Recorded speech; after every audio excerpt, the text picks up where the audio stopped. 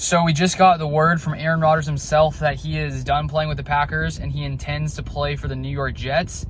And it's crazy to think that after all these years, 15 seasons, starting with the Packers, to think that it's all over and Rodgers is likely going to go to the Jets as long as they are able to get all the trade compensation fixed and all that kind of stuff. But it's just crazy I knew it was happening. We knew the past couple of months that this was a possibility. But now for it actually to be here is pretty crazy. Makes you reflect on the past, 15 seasons, watching Aaron Rodgers every single week as a Green Bay Packer. And so to have him leave, it's really sad. And now it means, of course, it's Jordan Love's time to shine, which is honestly exciting. I'm excited to see what he can be.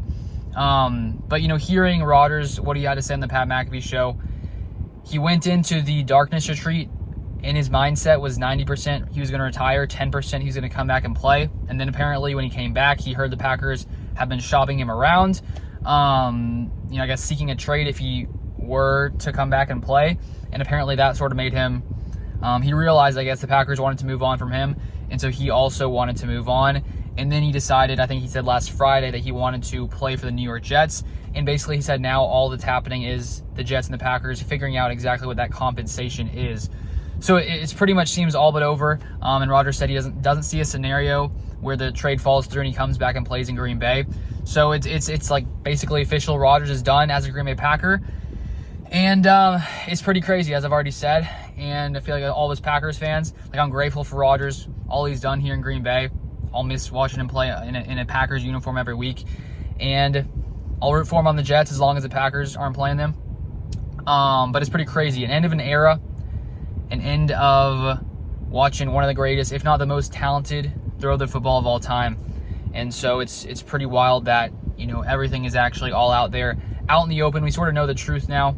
It seemed like all this was happening, but at times, when Rodgers in the past has said that people say things that aren't true, it sort of makes you wonder, okay, is all this really happening? And Rodgers himself today basically saying, yeah, I made my decision. I intend to play for the Jets. My time in Green Bay is over. It's all very, very real now. And so pretty crazy that it's here finally, the moment we've sort of all been waiting for, wondering what would happen going into 2023. And so the Packers, seemingly, I think this shows that the Packers are confident in Jordan Love. If they thought he was terrible, they probably would have tried harder to get Rodgers back in 2023.